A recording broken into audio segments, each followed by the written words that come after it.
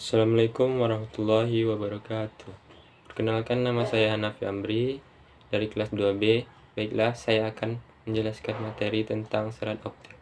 Serat optik atau fiber optik atau kabel optik adalah saluran transmisi terbuat dari kaca atau plastik yang digunakan untuk mentransmisikan data melalui media berupa cahaya dari suatu tempat ke tempat lain dengan waktu yang cepat dan data yang sangat besar. Fiber optik dikembangkan pada akhir tahun 1960 yang terbuat dari bahan dielektrik berbentuk seperti kaca. Di dalam fiber inilah energi cahaya yang dibangkitkan oleh sumber cahaya disalurkan sehingga dapat diterima di ujung unit penerima atau receiver. Perbedaan sistem komunikasi optik dengan sistem komunikasi biasa terletak pada proses pengiriman sinyalnya. Pada sistem komunikasi biasanya sinyal informasi diubah menjadi sinyal listrik atau elektrik, lalu dilewatkan melalui kabel tembaga. Setelah sampai di tujuan, sinyal tersebut lalu diubah kembali menjadi informasi yang sama seperti yang dikirimkan.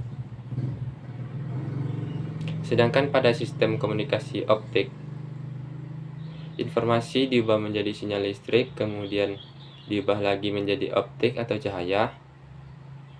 Sinyal tersebut kemudian dilewatkan melalui serat optik. Setelah sampai di penerima, cahaya tadi diubah kembali menjadi sinyal listrik dan akhirnya diterjemahkan menjadi informasi. Kelebihan serat optik: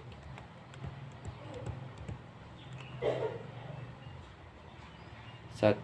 Memiliki bandwidth yang sangat lebar. Dalam sistem digital dapat mencapai orde gigahertz sehingga mampu membawa informasi yang sangat besar.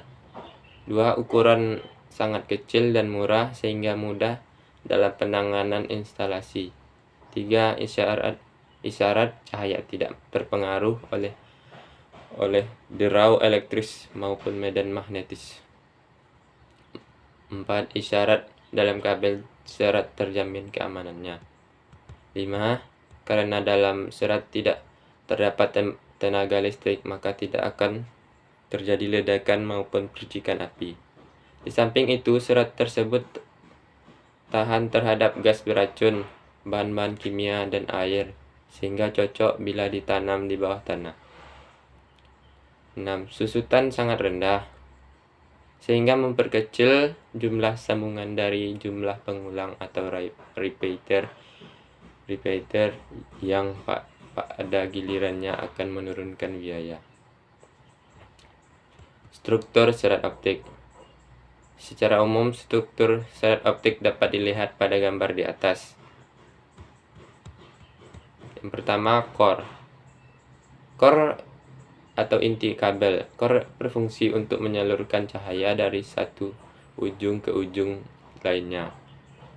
Core yaitu elemen pertama dari fiber optik yang merupakan konduktor sebenarnya, yaitu sebuah batang silinder terbuat dari bahan dielektrik atau bahan silika atau SiO2, biasanya diberi doping dengan germanium oksida atau GO2 atau fosfor pentaoksida atau P2O5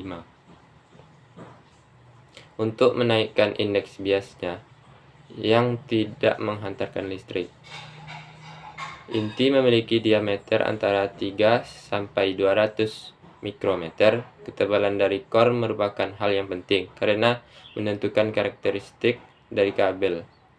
Core atau inti dari serat optik terbuat dari material kristal kaca kelas tinggi dari indeks bias core biasanya sekitar 1,5. Yang kedua, cladding atau selubung. Cladding berfungsi sebagai cermin, yaitu memantulkan cahaya agar dapat merambat ke ujung lainnya. Cladding yaitu lapisan selimut atau selubung yang dilapiskan pada core yang memiliki diameter antara 125 sampai 250 mikrometer. Cladding juga dibuat dari gelas, tetapi indeks biasnya lebih kecil dari indeks bias core. Hubungan antara kedua indeks dibuat kritis karena untuk memungkinkan terjadinya pemantulan total dari berkas cahaya yang merambat berada di bawah sudut kritis sewaktu dilewatkan sepanjang serat optik.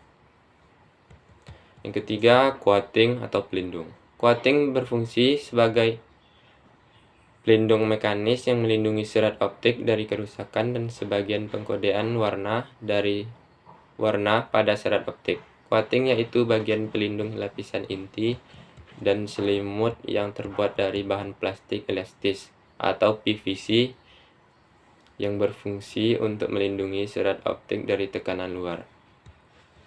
Yang keempat, strengthening atau serat penguat. Strengthening ini berfungsi sebagai serat yang menguatkan bagian dalam kabel sehingga tidak mudah putus dan terbuat dari bahan serat kain sejenis benang yang sangat banyak dan memiliki ketahanan yang sangat baik. Yang kelima, jacket cables atau selongsong kabel. Jacket kabel berfungsi sebagai pelindung keseluruhan bagian dalam kabel serat optik serta di dalamnya terdapat tanda pengenal dan terbuat dari bahan PVC.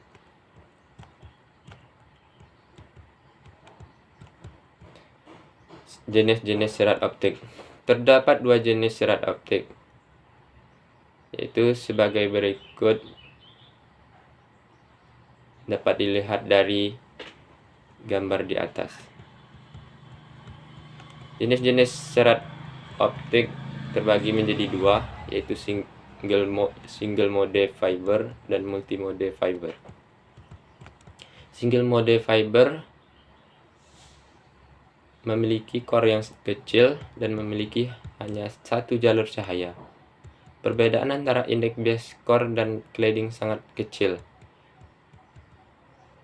Single mode fiber ini memiliki kapasitas yang lebih besar untuk mentransmisikan informasi karena dapat mempertahankan akurasi jumlah cahaya untuk jarak tempuh yang lebih besar dan tidak menunjukkan penyebaran cahaya yang disebabkan oleh beberapa mode.